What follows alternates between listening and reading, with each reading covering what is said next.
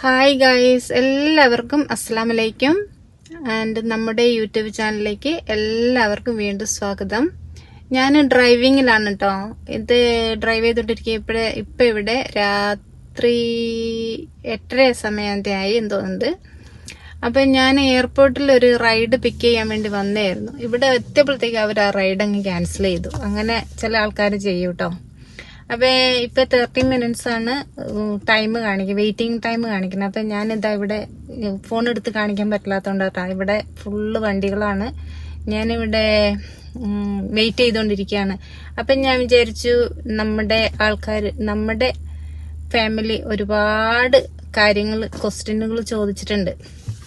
അപ്പൊ അതിനുള്ള ആൻസറൊക്കെ എല്ലാം കൊടുത്ത് 1-2 ചോദ്യത്തിന് ആൻസർ തരാം. ഇന്ന് ഞാൻ കുറച്ച് ആൻസർ തരാം. കാരണം എന്താന്ന് വെച്ചിട്ടുണ്ടെങ്കിൽ, ഇത് ഈ ഓരോ ചെറിയ ചോദ്യമാണെങ്കിലും ഉത്തരം വലുതാണ്. കാരണം അത് പറഞ്ഞു വരുമ്പോ കുറച്ച് നീണ്ടു പോകും. അപ്പൊ ഞാനത് പറയാണ് 2 ചോദ്യത്തിന്. ഒന്നാമത്തെ ചോദ്യം എന്താന്ന് വെച്ചിട്ടുണ്ടെങ്കിൽ, ബാബാസും ജയജെ എന്റെ സ്വന്തം മക്കളാണോ എന്നാണ് ചോദ്യം. അപ്പൊ ബാബാസും ജയജൂട്ടനും എന്റെ സ്വന്തം മക്കളാണ്. എനിക്ക് 3 മക്കളാണുള്ളത്. ഒന്ന് തസ്നി, ബാബാസ്, ജയജെ. അപ്പൊ തസ്നി കേരളത്തിലും ബാബാസും ജയജെ എന്റെ കൂടെ ഇവിടെയാണുള്ളത്. ഞാനും ബാബാസും ജയജയാണ് ഇവിടെ താമസിക്കുന്നത്. എന്റെ ഹസ്ബൻഡ് മരണപ്പെട്ടു. എന്റെ ഹസ്ബൻഡ് മരണപ്പെട്ടിട്ട് 4 വർഷമാകാൻ പോണു. ഈ ഒക്ടോബർ 5 ആകുമ്പോ 4 വർഷമാകും. അപ്പൊ ഞാനും ജയജൂട്ടനും ബാബാസും മാത്രമേ ഉള്ളൂ ഇവിടെ. അത് ആദ്യത്തെ ചോദ്യത്തിന്റെ ഉത്തരാണ് കേട്ടോ. കാരണം കുറെ ആൾക്കാർ ചോദിച്ചിട്ടുണ്ടായി, ഹസ്ബൻഡ് എവിടെയാന്ന്. അതുകൊണ്ടാണ് ഞാൻ പറഞ്ഞത് എന്റെ ഹസ്ബൻഡ് മരണപ്പെട്ടു. പിന്നെ രണ്ടാമത്തെ ചോദ്യം, 2 ചോദ്യം ഇപ്പൊ ഞാൻ പറഞ്ഞു ഉത്തരം. 3-ാമത്തെ ചോദ്യത്തിന്റെ ഉത്തരം ഞാൻ പറയാം. ബാബാസും ജയജിയും എന്താണ് മലയാളം സംസാരിക്കാത്തതെന്നാണ് 3-ാമത്തെ ചോദ്യത്തിന്റെ പറയാട്ടോ. അവര് മലയാളം സംസാരിക്കാത്തതിന്റെ കാരണം, ഞങ്ങളിവിടെ വന്ന സമയത്ത്, അമേരിക്കയിൽ വന്ന സമയത്ത് ജയജയ്ക്ക് 3 വയസ്സും ബാബാസിന് 4 വയസ്സും. അപ്പൊ അവര് നന്നായിട്ട് മലയാളം സംസാരിക്കുന്ന സമയത്ത് ജയജ സംസാരിക്കാൻ തുടങ്ങിയിട്ടേ ഉണ്ടായിരുന്നെങ്കിലും കിണ്ണനായിട്ട് സംസാരിക്കായിരുന്നു. ബാബാസ് നന്നായിട്ട് മലയാളം സംസാരിക്കുമായിരുന്നു. ആ സമയത്ത് മഞ്ഞുകാലമായിരുന്നു. മഞ്ഞെന്നല്ല, ഐസ് കാലമായിരുന്നു ഇവിടെ. ആ സമയത്ത് വന്നപ്പോ ഇവിടെ ഞങ്ങള് പെങ്ങളുടെ വീട്ടിലേക്ക് വന്നു. ഞങ്ങൾക്ക് സ്വന്തമായിട്ട് വീടില്ലായിരുന്നു. അപ്പൊ പെങ്ങളുടെ വീട്ടില് വാടകയ്ക്ക് വന്ന്, അങ്ങനെ അവിടെ വാടകയ്ക്ക് താമസിച്ചു. $1000 വാടക ഒരു മാസം. അങ്ങനെ വാടകയ്ക്ക് അവിടെ താമസിച്ചു. ഇവിടെ വന്ന് എന്റെ ഹസ്ബൻഡിന്റെ മോമിയും പെങ്ങളൊക്കെ പറഞ്ഞു, സൽമേനെ എന്തെങ്കിലും പഠിപ്പിക്കാൻ വിടുക, അവൾക്കൊരു ജോലി വേണ്ടേ. പിന്നെ കാരണം എന്റെ ഹസ്ബൻഡിന് ഒരുപാട് ഹെൽത്ത് ഇഷ്യൂസ് ഉണ്ടായിരുന്നു. ക്യാൻസർ ആയിരുന്നു, അതുപോലെ ഒരുപാട് ഹെൽത്ത് ഇഷ്യൂസ് ഉണ്ടായിരുന്നു. അതുകൊണ്ട് തന്നെ അവര് പറഞ്ഞു, സൽമയ്ക്ക് ഒരു ജോലി എന്തായാലും വേണം. അവളുടെ ഇംഗ്ലീഷിനനുസരിച്ച് എന്തായാലും ഇംഗ്ലീഷ് പഠിക്കാൻ അവള് വിടണം. അത് എന്തെങ്കിലും ഒരു കോഴ്സ് പഠിപ്പിക്കണം എന്ന് പറഞ്ഞിട്ട് ഒരു 1.5-2 മാസം ആയപ്പോഴത്തേക്കും എന്നെ ഞാൻ ക്ലാസ്സിന് പോകാൻ തുടങ്ങി. ഇവിടെ വന്നിട്ട്, അമേരിക്കയിൽ വന്നിട്ട് ക്ലാസ്സിന് പോകാൻ തുടങ്ങിയപ്പോ നിങ്ങള് ഒന്ന് ചിന്തിക്കണം കേട്ടോ. ബാബാസും ജയജയും സ്മോളാണ്. അന്നേരം ചെറിയ പിള്ളേരാണ്. 3.5 വയസ്സ്, 4 വയസ്സ്, 4.5 വയസ്സ്, 1.5 വയസ്സിന്റെ വ്യത്യാസമുണ്ട് രണ്ടാൾക്കും. അപ്പൊ അവര് രണ്ടാളും ചെറുതായിരുന്നു. അപ്പൊ ഞാൻ ക്ലാസ്സിന് പോകുമ്പോ രാവിലെ വെളുപ്പിന് പോയി ഉച്ചയൊക്കെ ആവും വരാന്. അങ്ങനെ വന്ന് അന്നേരം ആ സമയത്തൊക്കെ അവർ മലയാളം സംസാരിക്കും. ഞാൻ വീട്ടിൽ വന്നാൽ അവരോട് മലയാളത്തിൽ സംസാരിക്കും. അങ്ങനെ ഒരു 3 മാസം കഴിഞ്ഞപ്പോ ഞാൻ ജോലിക്ക് അപ്ലൈ ചെയ്ത് ഫസ്റ്റ് ഇന്റർവ്യൂവിൽ തന്നെ എനിക്ക് ജോലി കിട്ടിയ സമയത്ത് ഞാൻ അന്ന് ഡ്രൈവ് ചെയ്യില്ല. ഇവിടെ വന്ന സമയത്ത് ഡ്രൈവിംഗ് അറിയില്ല. എനിക്ക് ഡ്രൈവിംഗ് അറിയാം, ലൈസൻസ് ഒന്നും എടുത്തിട്ടില്ല. അങ്ങനെ ഇവിടെ ലൈസൻസ് ഒന്നും ഇല്ല, ഡ്രൈവ് ഒന്നും ചെയ്യാൻ പറ്റില്ല. ഡ്രൈവിംഗ് അറിയായിരുന്നു. എന്നിട്ട് ഞാൻ ഡ്രൈവ് ചെയ്യില്ല, സ്വന്തം ഡ്രൈവ് ചെയ്യാൻ പറ്റില്ല. എന്ന് എന്റെ ഹസ്ബൻഡ് എന്നെ കൊണ്ടുവിടണം, ക്ലാസ്സിന് കൊണ്ടുവിടണം, കൂട്ടിക്കൊണ്ടുവരണം. ആ സമയത്തൊക്കെ ഞങ്ങൾ മലയാളം സംസാരിക്കും. പിള്ളേരെ കൊണ്ടുപോകണമല്ലോ, പിള്ളേരെ ഒറ്റയ്ക്ക് വീട്ടിൽ നിർത്തിയിട്ട് പോകാൻ പറ്റില്ല. അപ്പൊ വെളുപ്പിന് ഞാൻ പോകുമ്പോ കൊച്ചുങ്ങൾ വണ്ടിയിൽ വരും, തിരിച്ചു വരും. പിന്നെ ഡാഡിയാണ് കൊച്ചുങ്ങളെ നോക്കിയത്. അങ്ങനെ 3 മാസം കഴിഞ്ഞപ്പോഴേക്കും എനിക്ക് ജോലി കിട്ടിയപ്പോ ഞാൻ വെളുപ്പിന് പോകും.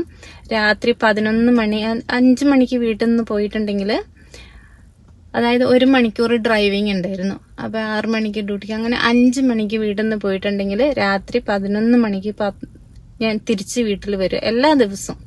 അതായത് എനിക്കൊരു ഭയങ്കര സ്വപ്നം ഉണ്ടായിരുന്നു. ആ സ്വപ്നം എന്താന്ന് വെച്ചിട്ടുണ്ടെങ്കിൽ, ഞങ്ങൾക്ക് വീടില്ല. ഇവിടെ അമേരിക്കയിൽ വന്നപ്പോൾ വീടില്ലായിരുന്നു. വീടൊക്കെ മേടിക്കാന്നും പറഞ്ഞാ വന്നപ്പോൾ അക്കൗണ്ടിൽ കുറച്ച് പൈസയൊക്കെ ഉണ്ടായിരുന്നു. ആ സമയത്ത് വന്ന് എന്തൊക്കെയായി, അതങ്ങ് വീട് മേടിക്കാൻ പറ്റിയില്ല ആ സമയത്ത്. അപ്പൊ ഈ വാടക കൊടുക്കുന്ന പെങ്ങളുടെ വീട്ടിലല്ലേ നിൽക്കുന്നത്. എനിക്കത് അത്ര തൃപ്തി ഇല്ലാത്ത. പെങ്ങള് വരുമോ നോക്കൊന്നുമില്ല. ഇവിടെ അങ്ങനെ ആരും അങ്ങനെ ഒരു ബുദ്ധിമുട്ടും ഇല്ല കേട്ടോ. നമ്മുടെ നാട്ടിലെ പോലെ ആൾക്കാർ വരുമോ അങ്ങനെയൊന്നുമില്ല. വരികയാണെങ്കിൽ തന്നെ പെർമിഷൻ എടുത്തിട്ടൊക്കെ വരുള്ളൂ. എന്നാലും സ്വന്തം വീട് വേണമെന്ന് എനിക്കൊരു ഭയങ്കര സ്വപ്നമായിരുന്നു. അപ്പൊ ഞാൻ എന്ത് പണിയെടുക്കും, ഓവർ ഷിഫ്റ്റ് എടുക്കും. ഓവർ ഷിഫ്റ്റ് എടുത്താല് എക്സ്ട്രാ മണി ഉണ്ട്, എക്സ്ട്രാ കാശിന് ഓവർ ടൈം കിട്ടും. അങ്ങനെ ഞാൻ ഓവർ ടൈം എടുക്കും. സാറ്റർഡേ സൺഡേ ഷിഫ്റ്റ് എടുത്തിട്ടുണ്ടെങ്കിൽ എക്സ്ട്രാ മോർ ബോണസ് അലൗൺസ് എന്നൊക്കെ പറഞ്ഞിട്ട് പൈസ കിട്ടും. അപ്പൊ ഞാൻ ഈ വീട് മേടിക്കേണ്ട ഈ സ്വപ്നം കൊണ്ട് ഞാൻ എന്തുകൊണ്ട് എടുത്തു. എന്റെ ഹസ്ബൻഡിന് അന്നേരം ജോലിയില്ല. ഹസ്ബൻഡ് ജോലിക്ക് പോകാൻ പറ്റൂല, പുള്ളിയുടെ ഹെൽത്ത് ഇഷ്യൂസ് കാരണം ജോലിക്ക് പോകാൻ പറ്റൂല. പിന്നെ രണ്ടാളും ജോലിക്ക് പോയി പിള്ളേരെ നോക്കണ്ടായിരുന്നെങ്കിലോ. അങ്ങനെ ഞാൻ ഈ ഷിഫ്റ്റൊക്കെ എടുത്ത്, അതായത് വീട് മേടിക്കണമെങ്കിൽ എന്റെ ഹസ്ബൻഡ് കുറേ കാലം അമേരിക്കയിലില്ലായിരുന്നു, കുവൈറ്റിലായിരുന്നു. അതുകൊണ്ട് തന്നെ പുള്ളിയുടെ ക്രെഡിറ്റ് കാർഡ് ഉപയോഗിച്ചാലാണ് ക്രെഡിറ്റ് ഇതായിട്ടുള്ളത്. 850-750 എങ്ങനെയാലും ക്രെഡിറ്റ് വേണം. ആ സമയത്ത് ഞങ്ങൾക്ക് രണ്ടാൾക്കും ക്രെഡിറ്റ് കാർഡ് ഇല്ല. ഇവിടെ വന്നിട്ട് ക്രെഡിറ്റ് കാർഡ് എടുത്തതിന് അത്ര പെട്ടെന്നാവൂലല്ലോ ക്രെഡിറ്റ്. അതുകൊണ്ട് തന്നെയാണ് വീട് എടുക്കാൻ പറ്റിയില്ല. ആ പൈസ ജോലിയില്ലാതെ അങ്ങോട്ട് തീരുകയും ചെയ്തു. ആ സമയത്ത് ഞാൻ ജോലി എടുത്ത് എക്സ്ട്രാ ഷിഫ്റ്റൊക്കെ എടുത്ത് ക്രെഡിറ്റ് കാർഡൊക്കെ എടുത്ത് അങ്ങനെ ക്രെഡിറ്റ് ആക്കിയെടുത്തു. അങ്ങനെ ആ സമയത്താണ് ബാബാസിനെയും ജയജൂട്ടനെയും ഞാൻ കാണുമെന്ന് ചോദിച്ചാൽ എവിടെയെങ്കിലും പോകുമ്പോഴൊക്കെ എപ്പോഴെങ്കിലുമൊക്കെ ഷോപ്പിങ്ങിന് പോകുമ്പോഴൊക്കെ ഒന്ന് കാണും. ഡാഡി തന്നെ അവരെ നോക്കിയിട്ടുള്ളത്. അതുകൊണ്ടാണ് അവർ ഇംഗ്ലീഷ് അങ്ങനെ മലയാളം പറ്റ മറന്നുപോയി. ആ സമയത്താണ് ഞാൻ ഞങ്ങളുടെ വീട് 2017 ഞങ്ങളുടെ വീട്, ആ പെങ്ങളുടെ വീട് ഫുള്ളായിട്ട് കത്തിപ്പോയി. എന്നെ കൊണ്ട് ഞാൻ ഡ്യൂട്ടിക്ക് പോയിട്ട് ഞങ്ങൾ തിരിച്ചു പോയിട്ട് വീടിന്റെ അടുത്ത് എത്തിയപ്പോ തീ കാണാം. അപ്പൊ നോക്കുമ്പോ എന്താ, പെര മൊത്തം കത്തിപ്പോയായിരുന്നു. ആ സമയത്ത് അന്നേരം ഞങ്ങൾക്ക് വീടില്ല. പിന്നെ ഞങ്ങള് വാടക വീട്ടിലേക്ക് മാറി, വേറെ അപ്പാർട്ട്മെന്റിലേക്ക് മാറി. ആ സമയത്ത് കുറച്ചുകൂടെ ഷിഫ്റ്റ് എടുക്കാൻ തുടങ്ങി. അന്നേരം ക്ലാസ്സിന് പോക്ക് നിർത്തി ഞാൻ. കാരണം എനിക്ക് വീടെന്നുള്ളൊരു ഈ അപ്പാർട്ട്മെന്റിലൊക്കെ താമസിച്ചിട്ടുണ്ടെങ്കിൽ ഭയങ്കര ബുദ്ധിമുട്ടാണ്. അതായത് കുഞ്ഞി മക്കള് കൃത്യസമയത്ത് ഉറങ്ങിയില്ലെങ്കിൽ രാത്രി 9 മണി കഴിഞ്ഞാൽ പിന്നെ ഒച്ച ഉണ്ടാക്കാൻ പാടില്ല. അങ്ങനത്തെ ഒക്കെ കുറെ നിയമങ്ങളൊക്കെ ഉണ്ട് അമേരിക്കയില്. കുഞ്ഞു മക്കളൊക്കെ ഉള്ള വീട്ടിൽ ഭയങ്കര ബുദ്ധിമുട്ടാണ്. അപ്പൊ ഞാൻ വീണ്ടും ഓവർ ഷിഫ്റ്റ് എടുത്തിട്ട് അങ്ങനെ പിള്ളേരെ കാണലേ ഇല്ല ഞാൻ. ഡാഡി തന്നെ നോക്കി പിള്ളേരെ. അതുകൊണ്ടാണ് പിള്ളേര് മലയാളം പഠിക്കാണ്ട് ആയിപ്പോയത്. അങ്ങനെ അൽഹംദുലില്ലാ ആ സ്വപ്നം ഞങ്ങളുടെ സാധിച്ചു. 2017 ഞങ്ങളുടെ വീട് കത്തി. 2019 ഞങ്ങളിവിടെ വീട് മേടിച്ചു. അൽഹംദുലില്ലാ. എനിക്ക് എല്ലാവരോടും പറയാനുള്ളത്, നമുക്ക് എന്തെങ്കിലും ഒരു സ്വപ്നം ഉണ്ടെങ്കിലുണ്ടല്ലോ, നമ്മള് ആ സ്വപ്നത്തിൽ നമുക്കത് നേടണം. അങ്ങനെ നമ്മൾ തീരുമാനിച്ചാൽ നമുക്ക് തീർച്ചയായിട്ടും അത് സാധിക്കും. കാരണം ഞാൻ ഓർത്തല്ല അമേരിക്കയിൽ വന്ന് വീട് മേടിക്കുന്ന. ഇവിടെ വന്ന സമയത്ത് ക്രെഡിറ്റ് ഒക്കെ ആവുന്നോ ജോലി കിട്ടുമെന്നോ ഒന്നും ഞാൻ പ്രതീക്ഷിച്ചതല്ല. പക്ഷെ എല്ലാം എടുത്തു പിടിച്ചെന്നും പറഞ്ഞായിരുന്നു. അതുകൊണ്ട് എല്ലാവരോടും എനിക്ക് പറയാനുള്ള എന്താന്ന് വെച്ചിട്ടുണ്ടെങ്കിൽ, ഒരു സ്വപ്നം നമ്മൾ വെറുതെ ഇരുന്ന് നമ്മുടെ ടൈം വേസ്റ്റ് ആക്കാതെ നമ്മളൊരു തീരുമാനം എടുക്കുക. ഇന്നത് നമ്മൾക്ക് നേടണം എന്നുള്ളൊരു തീരുമാനം എടുത്തു കഴിഞ്ഞാൽ നമുക്ക് തീർച്ചയായിട്ടും അത് സാധിക്കും. അള്ളാഹ് സാധിപ്പിച്ചു തരും. അതെന്തായാലും സാധിപ്പിച്ചു തരും. അങ്ങനെയാണ്. അപ്പൊ അതുകൊണ്ടാണ് ബാബാസും ജയജൂട്ടനും മലയാളം പഠിക്കാതെ ആയിപ്പോയത്. ബാബാസ് കുറച്ചൊക്കെ അവള് ഓൺലൈനിൽ നിന്ന് പഠിക്കുന്നുണ്ട്. പക്ഷെ ജയജിക്ക് താല്പര്യമൊന്നുമില്ല മലയാളം പഠിക്കാൻ. ജയജിക്ക് ഇന്ത്യയിലത്തെ ഒരു കാര്യത്തിനും താല്പര്യമില്ല. ഇന്ത്യയിലേക്ക് വെക്കേഷന് പോകാന്ന് പറഞ്ഞാല് അവന് പേടി. എന്ന് ഇന്ത്യയിൽ വന്നാലും അവന് സുഖമില്ലാതെ ആവും. അതുകൊണ്ട് അവന് പേടി. ഇന്ത്യയിലേക്ക് വരണ കാര്യം പറഞ്ഞാൽ അവനക്ക് പേടിയാണ്. അപ്പൊ മലയാളം പഠിക്കാനും താല്പര്യമില്ല അവനക്ക്. ബാബാസ് കുറച്ചൊക്കെ പഠിക്കുന്നുണ്ട്. സുഖമാണോ, എവിടെയാ പോണേന്നൊക്കെ ചോദിക്കുക. ബുദ്ധിമുട്ടാണ് മനസ്സിലാക്കാന്, എന്നാലും ചോദിക്കുക. അതുകൊണ്ടാണ്, എന്റെ കുഴപ്പം കൊണ്ടല്ലാട്ട് അവരെ മലയാളം പഠിപ്പിക്കാതിരുന്നത്.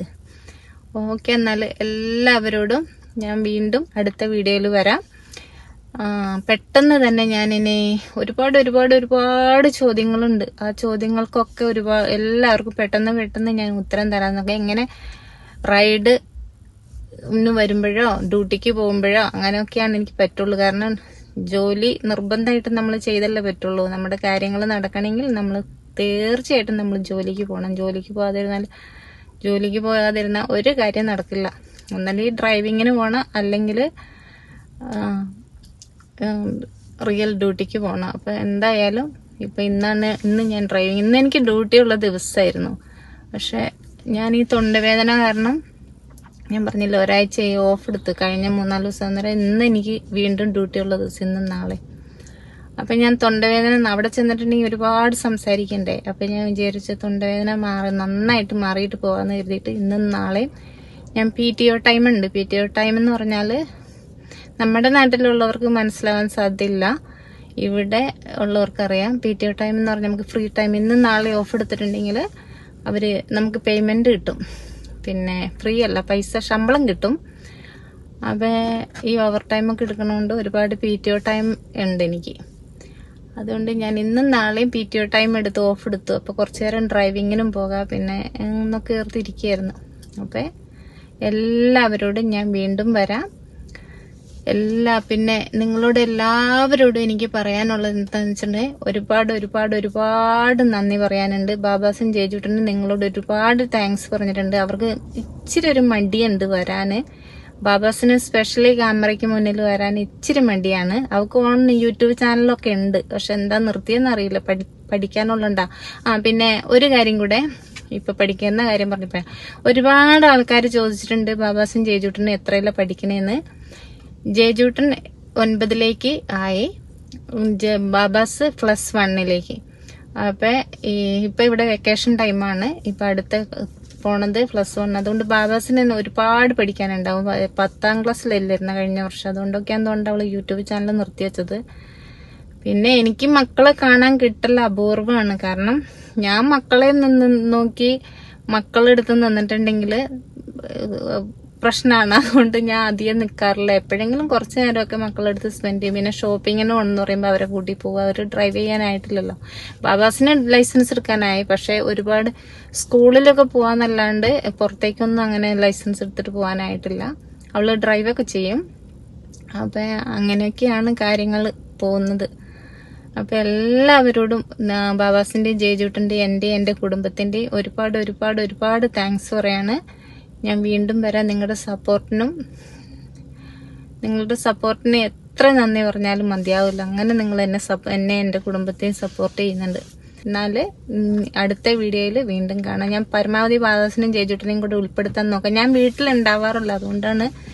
വീട്ടിലുണ്ടാവാറില്ലെന്ന് പറഞ്ഞാൽ പുറപ്പെട്ടു പോണതൊന്നും അല്ല കേട്ടോ, ഡ്യൂട്ടിക്ക് പോണതാ. ഇപ്പൊ തന്നെ ഇപ്പൊ റൈഡ് വരാൻ ടൈമായിട്ടുണ്ട്. അപ്പൊ ഞാന് 30 മിനിറ്റ്സാ പറഞ്ഞത്. ഓൺലൈനിലാണുള്ളത്. വന്ന അപ്പം ഞാൻ പോകും കേട്ടോ. ഓക്കെ, എന്നാലും എല്ലാവർക്കും കണ്ണിലേക്ക് വെയിലടിക്കുന്നു. ഓക്കെ ട്ടോ, പിന്നെ വരാം.